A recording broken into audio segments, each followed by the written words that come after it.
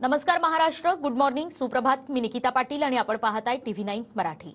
बुलेटिनच्या सुरुवातीला काही महत्त्वाच्या राजकीय घडामोडी आपण सविस्तरपणे पाहूयात. अशोक चव्हाण हे भाजपमध्ये येणार असल्याचं चंद्रशेखर बावनकुळेंनी बैठकीमध्ये सांगितलंय, असा मोठा दावा खासदार प्रताप पाटील चिखलीकर यांनी केलाय.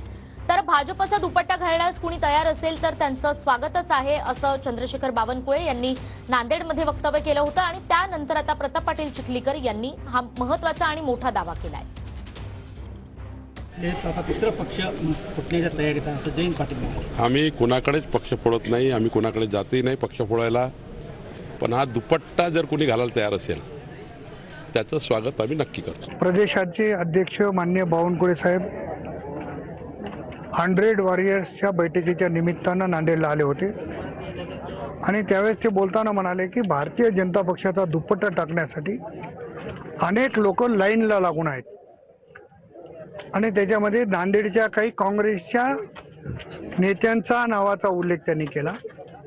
मला वाटतं की ही बाब फार जुनी आहे. वर्तमानपत्रात वाचलं की 150 कोटीची थक आम्ही अशोक चव्हाणांच्या साखर कारखान्याला हे सरकार देते. याच्यावरून आपण लक्षात घेतलं पाहिजे आणि अशोकरावसाठी नवीन नाही, सत्तेसाठी ते येऊ शकतात आणि त्यांचं स्वागत आहे भारतीय जनता पक्षाचा कार्यक्रम.